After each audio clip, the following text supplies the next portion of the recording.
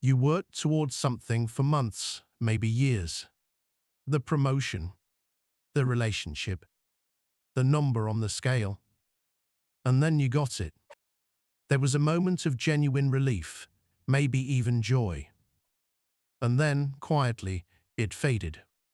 Not because you were ungrateful, not because the goal was wrong, but because your mind treats every arrival as a new baseline and immediately starts scanning for the next gap. That is not a character flaw. It is a feature of how the brain is built. There is a specific kind of disappointment that is almost impossible to talk about. You achieved what you said you wanted. The external world confirms the win. But inside, the feeling has already gone flat, and you find yourself thinking about the next target before you've even finished celebrating the last one. This is not ingratitude.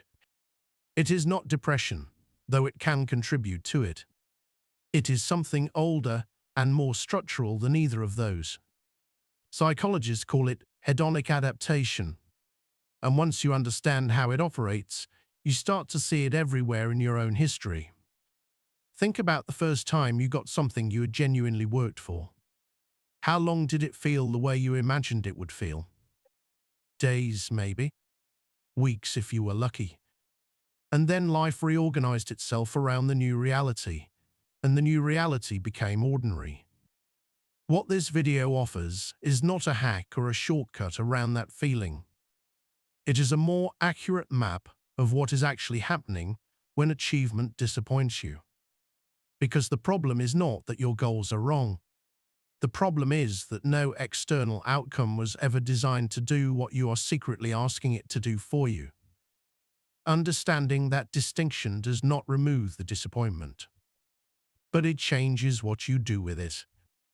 The term hedonic treadmill comes from a landmark 1978 study by Philip Brickman, Dan Coates, and Ronnie Janoff-Bulman. They compared the reported happiness levels of lottery winners with accident survivors who had become paraplegic. The result was genuinely counterintuitive. Lottery winners were not dramatically happier than the control group. Paraplegic survivors were not dramatically less happy. Both groups had adapted, far more than anyone predicted, to their new circumstances. What Brickman and his colleagues proposed was that human beings have a happiness set point. Positive events push emotional state upward for a time. Negative events push it downward. But the mind reliably drifts back toward that baseline. The pleasure of the new wears away. The pain of the loss softens. Life becomes, in a functional sense, ordinary again. This is not a poetic metaphor. It is a neurological pattern. The brain conserves attention by downgrading responses to stimuli that do not change. A constant smell stops registering. A constant joy stops sparking.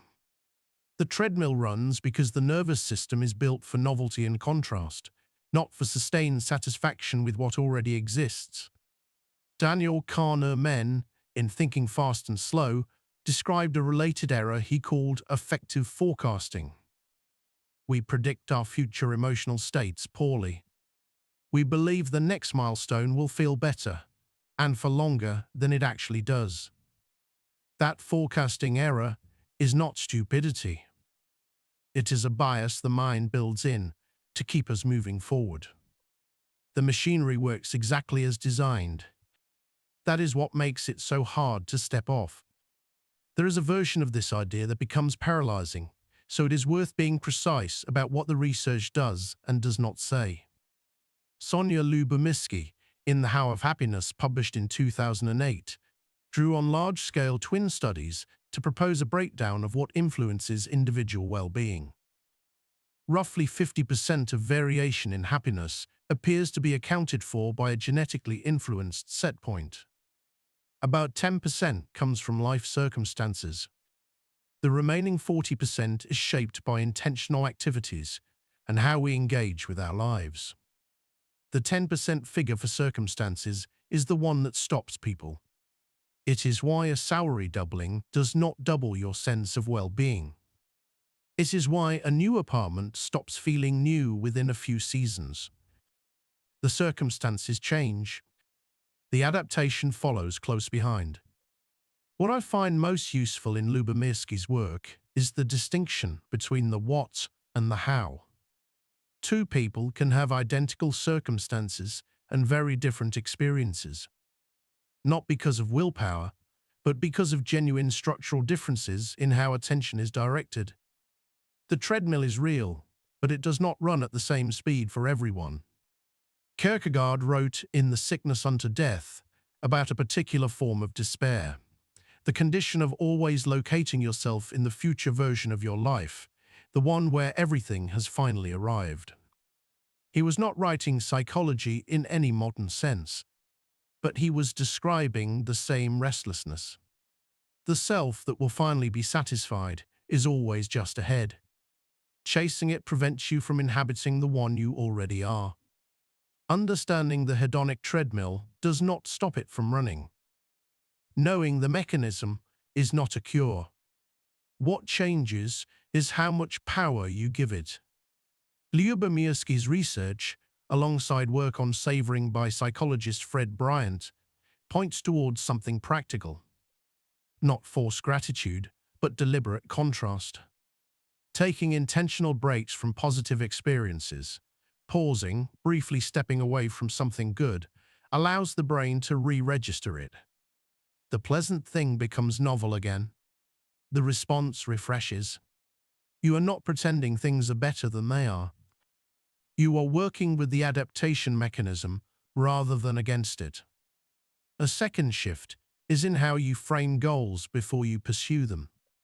Kahneman's research on effective forecasting shows we consistently overestimate both the intensity and the duration of positive feelings from future outcomes.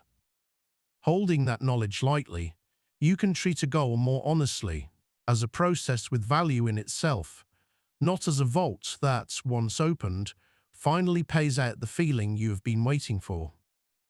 Viktor Frankl, in Man's Search for Meaning, made an observation that stays with me.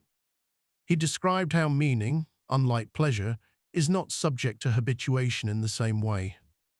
You do not adapt to a purposeful life the way you adapt to a raise. Pleasure is a sensation. Meaning is a relationship to what you are doing. The two are easy to confuse in a culture organized around achievement, but the confusion carries a real cost. You will still set goals. You will still feel the flatness when they arrive, but you can begin to notice the treadmill without being entirely controlled by it. That noticing is not a small thing. It is, I think, the beginning of a more honest relationship with your own mind. If that kind of map is useful to you, there is more of it here.